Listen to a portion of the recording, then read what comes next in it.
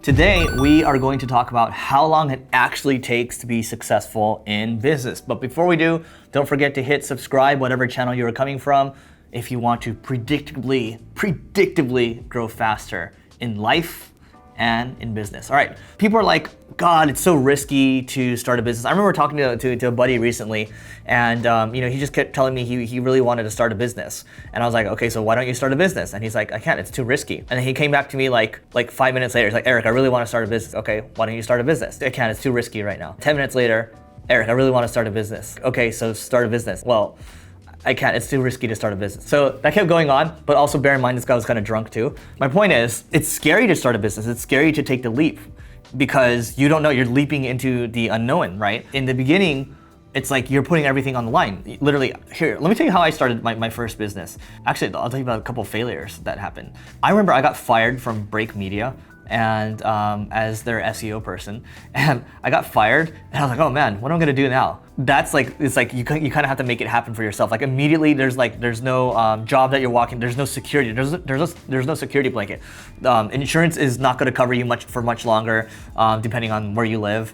It's scary, right? Because how are you gonna pay your bills? It translates into everything that you do in life. I'm like, God, what am I gonna do, right? I started doing all these reach outs I started making videos for people that I wanted to work with. Like, hey, you should do this with your marketing. I started writing on Quora all the time. I started trying all these different things, right? It took some time to get going.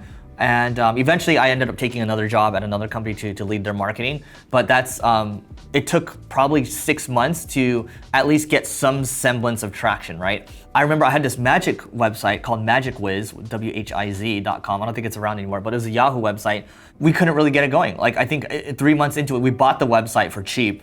And we had 2 other partners with it. I'm gonna save you the story behind you gotta be mindful of who you work with. From there, business failed in 3 months, right? So you hear all these failure stories. It's like, oh, 90% of businesses don't work out in the first 5 years. And that's very scary, but you only need to make it work once. So what I've learned over the years is looking at the Leveling Up podcast.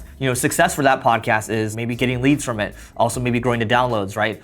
For me, initially it was just learning, right? So the first 2 years, I was only getting minimal downloads, right? I was working a lot on it. I was only getting 9 downloads a day after the first year, then only 30 downloads a day after the second year. And then the third year, it really started to get going because it started generating leads. I kept learning and the traffic started to go up. It started to grow a lot faster, right? And then if I think about the Marketing School podcast, that podcast gets 1 million downloads a month right now, but it took time to get there. And success for that one, we didn't really start monetizing that podcast until 3 years into it. Now we monetize it, right? But it took a long time to get there. Like initially, sure, we started growing very fast. We started doing it every single day, and it got to where it is now. And when I think about the Single Grain blog, the marketing blog that we have for the agency, that blog was only about 4,000 visits a month when I first joined the company. And then it took about 3-4 years or so to get it to grow a lot faster, to compound, and now it compounds, right? When I spoke about this with my podcast co-host Neil, when we think about all the things that we've done in the past, usually the sweet spot is about 3 years. The first 2 years are going to be hell, and then year 3 you kind of start to see it going. And when I took over Single Grain, the agency, the first 2 years were hell. The third year I really started to kind of figure it out, and then it continues to grow, right? Just keep that in mind when I think about even the software company, ClickFlow, right now.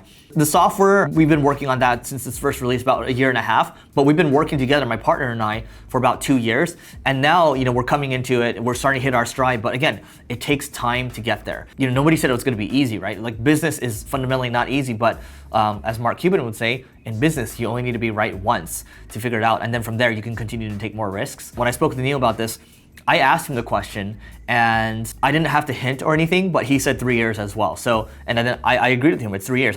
For whatever reason, it tends to be 3 years, right? So anyway, these are just a couple stories I wanted to share with you, but that's the magic number in terms of what I've seen, and also other people on the web talk about this as well. So let me know in the comments what kind of business you plan to start, how long you've been doing your business for, and don't forget to check out the next video over there if you're coming from YouTube, and don't forget to rate, review, and subscribe whatever platform you're coming from. It helps us grow, and we'll see you tomorrow.